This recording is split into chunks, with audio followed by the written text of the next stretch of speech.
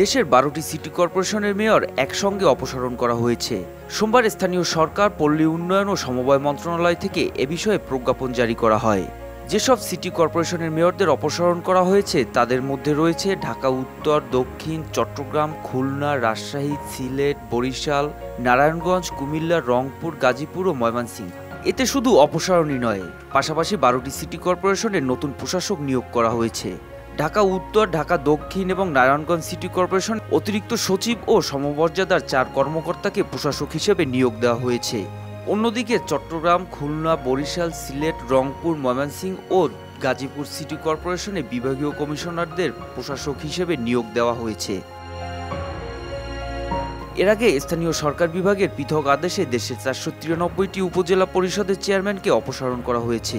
তাদের জায়গায় সংশ্লিষ্ট উপজেলা নির্বাহী কর্মকর্তাদের প্রশাসকের দায়িত্ব দেওয়া হয়েছে। এছাড়া 7টি জেলা পরিষদের চেয়ারম্যান এবং দেশের 323টি পৌরসভার মেয়রদেরকেও অপসারণ করা হয়েছে।